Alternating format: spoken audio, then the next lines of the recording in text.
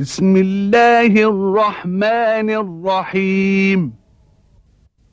كتاب أنزلناه إليك مبارك ليدبروا آياته وليتذكر أولو الألباب. صدق الله العظيم.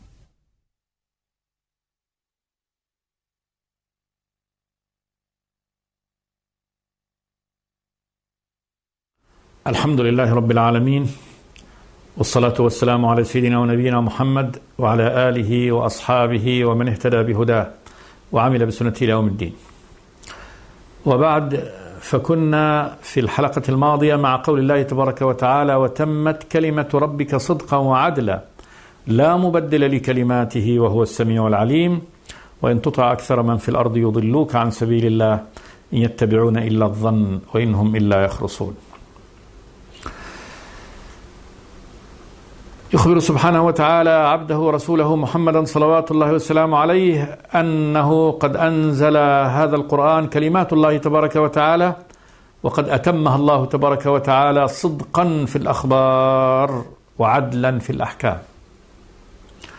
وبالتالي من أراد آية فهذه من أعظم آياته سبحانه وتعالى، هذه الآيات النيرة الواضحة: وتمت كلمة ربك صدقا وعدلا لا مبدل لكلماته. كل كلمات الله تبارك وتعالى الكونية القدرية لا يستطيع أحد أن يبدلها سبحانه وتعالى، فما حكم به الله وما قضاه سبحانه وتعالى كان.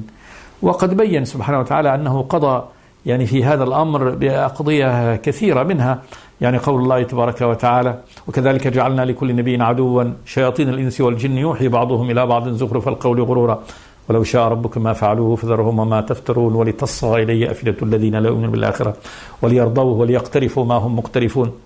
أحكام حكم الله تبارك وتعالى بها على هؤلاء الكفار، فهذا أمر لا يمكن لأحد أن يغيره سبحانه وتعالى. لا مبدل لكلماته الكونية القدرية، ما شاء الله تبارك وتعالى كان وما لم يشأ لم يكن سبحانه وتعالى.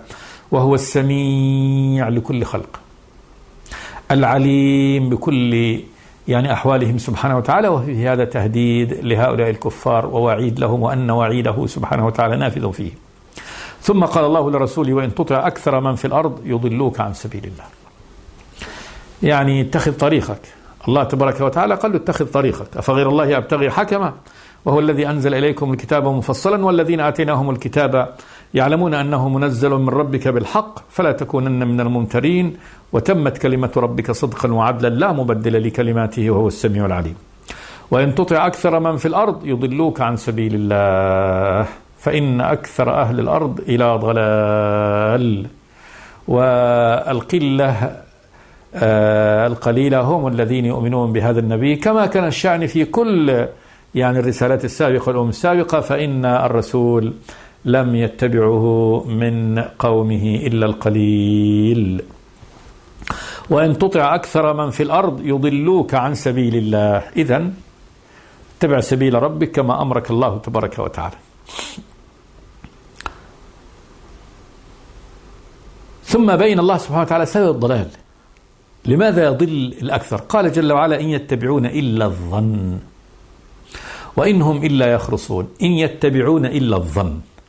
الظن رجحان، فإن بداية الأمر بداية العلم شك، والشك هو عدم الترجيح في أحد الاحتمالين، موجود غير موجود، حق غير حق. فالإنسان إذا أي حكم من الأحكام وأي أمر من الأمور لا يستطيع أن يرجح واحد من الاحتمالين على الآخر، هذا شك. ثم إذا رجح واحد على الآخر هذا رجحان، لكن يبقى الاحتمال الآخر موجود، الاحتمال الثاني موجود، وهذا الظن اللي هو الرجحان يرجح هذا الاحتمال على هذا الاحتمال، لكن هذا ليس علما، ليس قطعا.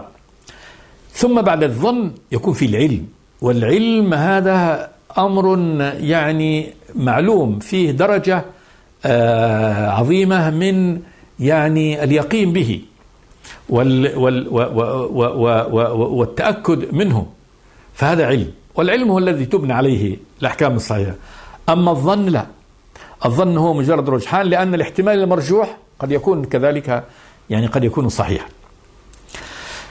فهؤلاء الناس بمجرد ما يتراءى لهم أمر يقوم وهي يعني يظنونه مع قيام الاحتمال الآخر يتبعون الظن، والذي يتبع الظن لابد أن يعني يخيب ظنه، لأن الاحتمال الثاني هذا الذي يعني لم يراعه واتبع هذا المرجوح قد يكون هو مخطئا في هذا. إن يتبعون إلا الظن، والظن ليس علما ولا يجوز أن يتبع، وإنهم إلا يخرصون. والخرص هو ظن كذلك، الخرص بمعنى الظن، وأصل الخرص جاي من يعني تقدير ما على النخل من الثمرة، قديش النخلة هذه عليها من الثمرة مكيلا وكيلا أو وزنا، قديش يعني، فيقول مثلا والله عليها يعني 100 صاع، بس قد يكون هذا الذي ظنه هذا يطلعوا 90 أو 80 أو 70 صاع، أو يطلعوا أكثر من هذا، فهذا ليس أمرا حقيقيا. وإنهم إلا يخرصون، يظنون، يعطون كلام بدون أن يكونوا متأكدين من هذا الكلام تأكد مثلا يعني القطع والعلم به. وهذا في أمور أكثر الناس بهذا الأمر، وخاصة في أمر المعتقد، أمر الله سبحانه وتعالى، فحكمهم على الله تبارك وتعالى، وحكمهم على الرسالات، وحكمهم على الغيب، كله يأخذونه بهذه الظنون وبهذا الخرص، ولا يتبعون شيئا من العلم، كما قال لهم الله تبارك وتعالى في شركهم يعني ائتوني بكتاب من قبل هذا أو أثارة من علم إن كنتم صادقين، ومن أضل من يدعو من دون الله من لا يستجيب له إلى يوم القيامة. فهذا المشرك الذي يقول الشمس إله، أو الملائكة بنات الله، أو عيسى هو عبد الله، أو عيسى هو ابن الله، ماذا عند هذا من العلم بهذا الأمر؟ ظنون، أمر مظنون، بل هذا كذب في الأساس، يفترونه ثم يرجحونه ثم يتبعونه ويسيرون خلفه. قال جل وعلا إن يتبعون إلا الظن وإنهم إلا يخرصون ولذلك كان الضلال. ثم قال جل وعلا إن ربك هو أعلم من يضل عن سبيله وهو أعلم بالمهتدين، أي فسلم الأمر له. إن ربك يا محمد صلى الله عليه وسلم هو أعلم من يضل عن سبيله، فلذلك لا تشتغل بضلال هؤلاء، لماذا ضلوا عن الهدى؟ الله أعلم سبحانه وتعالى، أعلم بهم سوى أعلم بعباده. إن ربك أعلم من يضل عن سبيله فهو أعلم به، ولذلك هو الذي سيحاسبه ويعاقبه سبحانه وتعالى على ذلك، وهو أعلم بالمهتدين سبحانه وتعالى. فالأمر إليه وليس الأمر إلى النبي صلى الله عليه وسلم أن يحكم بأن هذا ضل على الحقيقة وأن هذا اهتدى على الحقيقة، وإنما كذلك شهادة النبي صلوات الله وسلامه عليه وغيره إنما هي بالظاهر، وأما خفايا هذه الأمور فإن أمرها إلى الله تبارك وتعالى. إن ربك هو أعلم من يضل عن سبيله وهو أعلم بالمهتدين. الآن أصبح بهذا يعني استبانت طريق الحق من طريق الباطل، وأن هؤلاء الكفار اتخذوا طريق باطل لا يعني مستند لهم فيه إلا الظن وإلا التخمين، وأصبحت طريق الله تبارك وتعالى واضحة. ثم السياسة التي يجب على الرسول أن يتبعها نحو هؤلاء الكفار أوضحها الله تبارك وتعالى. هنا بقى تبدأ يعني فاصل من التشريع لأهل الإسلام. فمن هذه التشريعات أن يكون الحكم لله تبارك وتعالى في كل شأن، ومن هذه الشؤون الطعام، الأكل، ماذا يأكلون وماذا ديت، ما الذي يحرم عليهم من الطعام وماذا يباح لهم. قال جل وعلا فكلوا مما ذكر اسم الله عليه إن كنتم بآياته مؤمنين. فتعقيب على هذا، تعقيب على أن الحكم له سبحانه وتعالى، وأن الأمر له، وأن لا يتبع هذا السبيل الكفار، دون الناس يتبعون أهواءهم ويتبعون ظنونهم. فكلوا أي أيها المؤمنون المخاطبون بهذا القرآن مما ذكر اسم الله عليه، يعني مما تذبحونه بأيديكم وتقولون بسم الله الله أكبر، تذكرون اسم الله عليه فتسبحون، فتذكرون اسم الله وتكبرون بأمر الله تبارك وتعالى. فكلوا مما ذكر اسم الله عليه، أي مما أحل لهم من بهيمة الأنعام، إن كنتم بآياته مؤمنين يعني فافعلوا. وإن كنتم بآياته مؤمنين تهيج لهم على الفعل، فليكن هذا. فإن كنت كما يقال إن كنت مؤمنا فافعل هذا.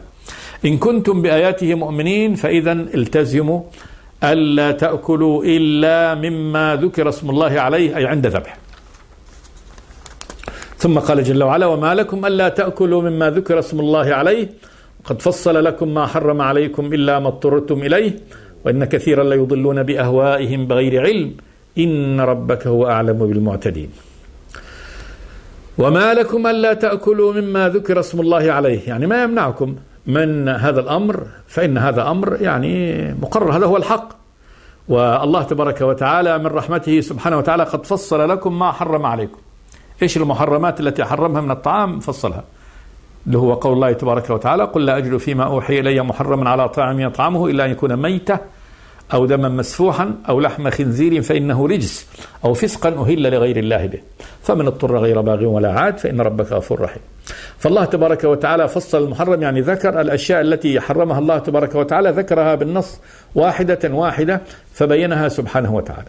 وما سوى هذا مما فصله الله تبارك وتعالى عفوا فهو عفو قد أباح. وما لكم ألا تأكلوا مما ذكر اسم الله عليه، يعني ما الذي يمنعكم من هذا؟ يعني أن هذا هو الأمر المقرر، فهذا الله سبحانه وتعالى هو الذي يشرع لكم سبحانه وتعالى. وقد فصل لكم ما حرم عليكم، اللي هي الأربع المحرمات، اللي هو الميتة والدم ولحم خنزير والمذبوح لغير الله تبارك وتعالى. وقد فصل لكم ما حرم عليكم، ثم قال جل وعلا: إلا ما اضطررتم إليه. اضطررتم، ألجئتم، الجاء يعني المضطر المدفوع إلى هذا الأمر بضرورة الإبقاء على الحياة، لأنه إن لم يأكل مات. فإن كان المسلم في حال من الأحوال لم يجد إلا هذا الذي حرمه الله تبارك وتعالى فاضطر أن يأخذ منه ليقيم يعني حياته وليبقي على حشاشته، نعم، قال: إلا ما اضطررتم إليه، أي فكلوا من هذه المحرمات. ثم قال جل وعلا: وإن كثيرا ليضلون بأهوائهم بغير علم. وإن كثيرا أي من هؤلاء المشترعين الذين يشرعون لأنفسهم ليضلون بأهوائهم بغير علم، يشرعون ما شاءوا ويخوضون فيحلون ويحرمون بالهوى دون رجوع إلى الله، ليس له الحق، ليس لأحد الحق في التشريع في أن يقول هذا حلال وهذا حرام إلا الرب سبحانه وتعالى، لأن الله هو الخالق وهو المتصرف، الأمر كله له، فهو الذي له الحق أن يقول هذا حلال فكلوه وهذا حرام فلا تأكلوه. أما غير الله تبارك وتعالى كيف يحق له ذلك؟ كيف يحق أن يقول هذا حلال وهذا حرام؟ بأي حق؟ خلقته تصرف فيه؟ أنت عبد مأمور، خلقك الله تبارك وتعالى، كيف تقول كلوا هذا ولا تأكلوا هذا ويترتب على هذا كذا؟ ما لك، ليس هذا لك، إنما هذا للرب الإله جل وعلا. قال: وإن كثيرا ليضلون بأهوائهم، يضلون غيرهم بأهوائهم أي باتباع الهوى، فما يوافق هواه أخذه وما لا يوافقه تركه ويجعل هذا تشريع. وسمي اتباع شهوات النفس هوى من الهوي والسقوط، فالإنسان إذا اتبع شهواته بغير علم هوى عياذا بالله. وإن كثيرا ليضلون بأهوائهم بغير علم، دون أن يكون علم عندهم، يعني علم بهذا الأمر، وإنما اتباع ما تشتهي الأنفس. قال جل وعلا: إن ربك هو أعلم بالمعتدين. تهديد، إن ربك يا محمد هو أعلم بالمعتدين، من يعتدون على أمره ودينه وتشريعه سبحانه وتعالى. ثم قال جل وعلا: وذروا ظاهر الإثم وباطنه. آية جامعة نهى الله تبارك وتعالى فيها عباده المؤمنين أن يتركوا الإثم كله، ما ظهر وما بطن، ما ظهر للناس وما خفي عنه، أو ما ظهر على جوارح العبد وما يخفيه العبد في نفسه، فهذه تجمع كل أنواع الإثم، حتى لو كان مجرد وسواس في القلب. فإذا كان وسواس في القلب أو شيء يظهر على الجوارح أو كذلك أمر يفعل أمام الناس أو أمر يستتر به فاعله عن الناس، اتركوا هذا وهذا، وذروا ظاهر الإثم، يعني ما يظهر من هذا الإثم على الجوارح أو أمام الناس، وباطنه يعني في الخفاء أو في باطنك أنت في نفسك، اتركوا هذا وهذا. إن الذين يكسبون الإثم سيجزون بما كانوا يقترفون. تهديد ووعيد من الله تبارك وتعالى، يقول جل وعلا إن الذين يكسبون الإثم، ومعنى كسبه بمعنى ناله وأخذه له، فكل عمل هو من كسبك لك أو عليك. إن الذين يكسبون الإثم المعصية سيجزون بما كانوا يقترفون، سيجزيهم الله تبارك وتعالى يعني بأعمالهم، سيجزون بما كانوا يقترفون. ثم قال جل وعلا ولا تأكلوا مما لم يذكر اسم الله عليه. حسم ونهي أكيد، لا تأكلوا مما لم يذكر اسم الله عليه. ما تحت فأنفه من الأنعام، شاه تموت بدون ذبح بدون تذكية، أو يعني قتلت بأي سبب غير الذبح ولم يذكر اسم الله تبارك وتعالى عليها عند ذبحها، عند يعني قتلها. ولا تأكلوا مما لم يذكر اسم الله عليه كالميتة أو ما ذبح بغير اسم الله تبارك وتعالى، يعني عند ذبحه نودي عليه يعني اسم غير اسم الله تبارك وتعالى. ولا تأكلوا مما لم يذكر اسم الله عليه كما ذبح للأصنام وهذه الآلهة الباطلة، أو ما مات حتف أنفه. قال جل وعلا وإنه لفسق.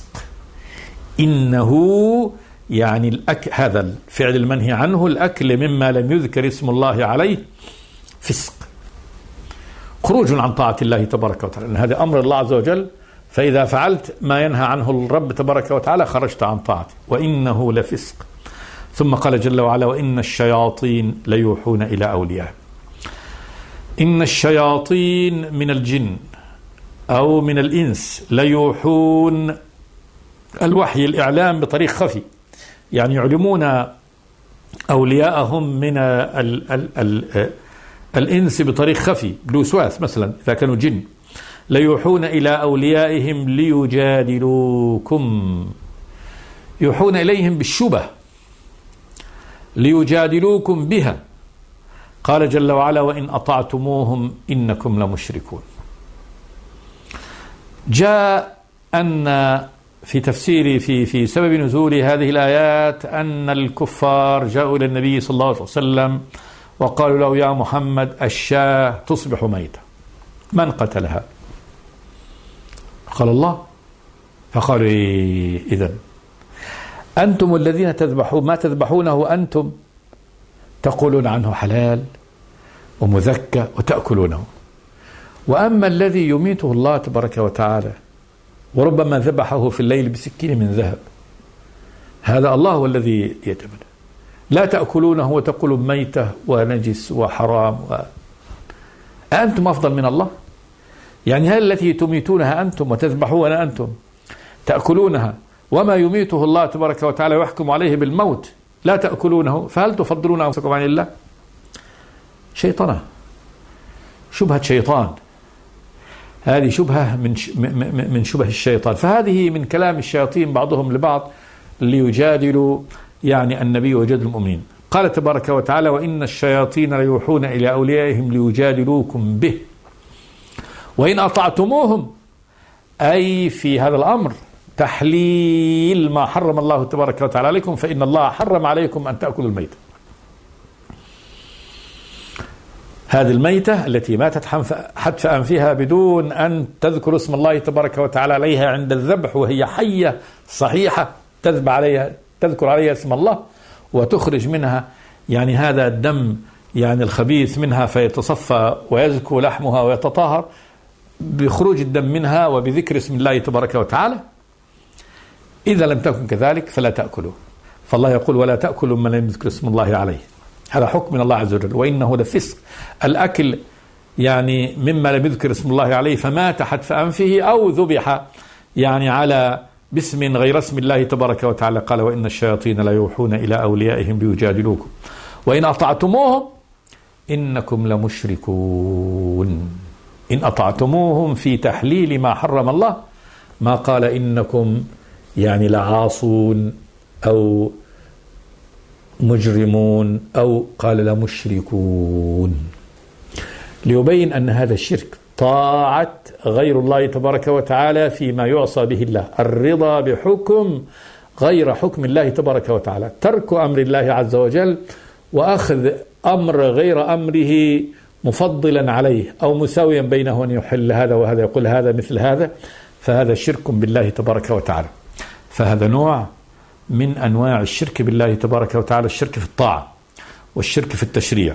وفي هذا الأمر الذي هو من أمر الأكل، من أمر يعني الطعام، ولكن طاعة المشركين في هذا ما قال مثلا يعني تصلوا لإلههم أو تسجدوا له أو تفعلوا له فتكونوا مشركين، لا، ليس في عمل يؤدى لآلهة الكفار، وإنما في عمل يراد به الطعام والشراب في تحليل الميتة. فإذا يعني أخذتم قولهم في تحليل الميتة وقد حرمها الله تبارك وتعالى عليهم كنتم مشركين. وهذا بيان أن الشرك يكون في الطاعة، ويسمى صاحبه إذا أطاع بهذا النحو أطاع غير الله تبارك وتعالى فيما يعصى به الله، آخذ أمر يعني آخذ يعني الكفار مطيعهم ولو في فرد واحد من أفراد الأوامر، فيكون مشركا بالله تبارك وتعالى. وإن أطعتموهم إنكم لمشركون. ثم عقد الله تبارك وتعالى بعد ذلك مقارنة بين المهتدي والضال، فقال جل وعلا ومن كان ميتا فأحييناه وجعلنا له نورا يمشي به في الناس كمن مثله في الظلمات ليس بخارج منها كذلك زين للكافرين ما كانوا يعملون. أو من كان ميتا بالكفر والشرك فأحييناه بالإيمان، وهذا حال كل الذين هداهم الله تبارك وتعالى الإيمان كانوا موتى، ميت لا يعرف إلهه ولا ربه ولا خالقه، ولماذا وجد هنا ويعيش كالبهيمة يأكل ويتمتع ويشرب وهو لا يعرف لما الحياة، ما الهدف منها، ما الغاية، لماذا وجد هنا في هذه الأرض. فهذا شأنه كشأن الميت، إذ هو لا يستفيد بهذه كل هذه المقدرات التي قدرها الله تبارك وتعالى لها، عينه وقلبه وسمعه وكيانه، ما يستفيد بشيء من هذا، كحال الميت، فإنه لا يستفيد حال موته بكيانه هذا الذي اضمحل، فكذلك حال الكافر ميت. أو من كان ميتا بالكفر والشرك فأحييناه، نسب الله تبارك وتعالى يعني فعل هذه الحياة إليه سبحانه وتعالى، فأحييناه بالإيمان. لمن حياة؟ معرفة الرب، معرفة القلب بربه، امتلاء البصر، امتلاء السمع بمعرفة آيات الله تبارك وتعالى، حياة هذه، وأصبحت هذه الجوارح يستفاد منها لأنها يعني استخدمت فيما خلقت له، وتفيد صاحبها بأنها عرفته بربه، عرفته بطريقه، كان مآل هذا الجنة فحيا. فالدين حياة. قال جل وعلا وكذلك أوحينا إليك روحا من أمرنا، روح تدب، هذا الدين روح من أمرنا، ما كنت تدري ما الكتاب ولا الإيمان ولكن جعلناه نورا نهدي به من نشاء من عبادنا وإنك لتهدي إلى صراط مستقيم. أو من كان ميتا بالكفر والشرك فأحييناه بالإيمان والتوحيد وجعلنا له نورا يمشي به في الناس. هذا القرآن والأحكام، هذه نور يكشف الأمور، يوضح الحق من الباطل والهدى من الضلال وصراط الله من المستقيم، من هذه يعني صرط وطرق هذه الشياطين، فهذا نور يمشي به في الناس، يعرف كل الحقائق. فما من طائر يقلب جناحيه في هذه الأرض إلا وقد أنزل الله تبارك وتعالى علم منه فيه، فيعرف به كل الأمور، كل الأعمال، كل الأقوال، كل يقدر يحكم عليه هذا باطل هذا حق، هذا طريق الله هذا طريق الشيطان، فيعرف كل ما يمارسه البشر من عمل، خلاص نور. فهذا الدين بصيرة لكل شيء. وجعلنا له نورا يمشي به في الناس كمن مثله في الظلمات ليس بخارج منها. الكافر يعيش في ظلام ليس بخارج منها حتى يموت، إذا كان كافرا ومات على الكفر عياذا بالله. فما هذا مثل الكافر؟ لأنه لا يدري وين رايح وين جاي، ماذا يستفيد، ماذا يأخذ، ماذا يدع، ما هو الحق، ما هو الباطل. كافر أعمى كما قال الله عز وجل في عمل الكافر: أو كظلمات في بحر اللجي يغشاه موج من فوقه موج من فوقه سحاب ظلمات بعضها فوق بعض إذا أخرج يده لم يكد يراه ومن لم يجعل الله له نورا فما له من نور. فهذا حال الكافر. كمن مثله في الظلمات ليس بخارج منها، وليس بخارج منها حكم الله تبارك وتعالى على هذا النوع من الكفار أن يموتوا على الكفر عياذا بالله، كما حكم على أبي جهل وأمية بن خلف والوليد بن المغيرة والعاص بن وائل السهمي وغيرهم ممن عارضوا وعاندوا هذا الدين من المستهزئين الذين قال الله تبارك وتعالى فيهم بعد: إنا كفيناك المستهزئين بهذا الدين. كمن مثله في الظلمات ليس بخارج منها كذلك زين للكافرين ما كانوا يعملون. كذلك كهذا التزيين والتحسين والتجميل لأعمال الكفار المظلمة القبيحة الخبيثة زينت لهم فأصبحت حسنة يعني في عقولهم وفي أعينهم، كذلك زين بالبناء لما لم يسمى فاعله. وقد أخبر الله تبارك وتعالى أنه فعل هذا كونا وقدرا، وأن الشياطين يعني هم الذين زينوا للكفار هذا الأمر، يعني عقوبة لهم من الله تبارك وتعالى: ألم ترى أن أرسلنا الشياطين على الكافرين تؤزهم أزا.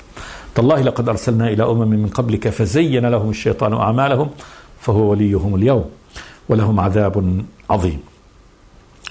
كذلك زين للكافرين ما كانوا يعملون، يعني الذي كانوا يعملونه زينه الله تبارك وتعالى لهم، حسن عملهم القبيح في أعينهم فرأوه حسنا. والله تبارك وتعالى قال: أفمن زين له سوء عمله فرآه حسنا فإن الله يضل من يشاء ويهدي من يشاء فلا تذهب نفسك عليهم حسرات إن الله عليم بما يصنعون. فهذه عقوبة الله لهم. كذلك زين للكافرين ما كانوا يعملون. ثم قال جل وعلا: وكذلك جعلنا في كل قرية أكابر مجرميها ليمكروا فيها وما يمكرون إلا بأنفسهم وما يشعرون. وكذلك يعني كهذا الأمر جعلنا في كل قرية من القرى التي أرسل الله تبارك وتعالى فيها الرسل أكابر مجرميها، كبار المجرمين، كبار مجرمي هذه القرية ليمكروا فيها بالنبي والرسول، يتآمروا عليه كيف يصرف الناس عنه، كيف يجعلوا طريق الله تبارك وتعالى موجه، كيف يقتلوه، كيف كما هو الشأن. وهؤلاء يعني كبار المجرمين في مكة كان الأمر هكذا، من أمثال العاص بن وائل، المغيرة، الوليد بن المغيرة، أبي بن خلف، أمية، كذلك أخوه شيبة بن ربيعة، عتبة بن ربيعة. هؤلاء كبار المجرمين، أبو لهب، الذين كانوا يعني قد تولوا أمر الصد عن سبيل الله تبارك وتعالى والكيد بالنبي محمد صلوات الله والسلام عليه، كما قال جل وعلا: إذ يمكر بك الذين كفروا ليثبتوك أو يقتلوك أو يخرجوك ويمكرون ويمكر الله والله خير الماكرين.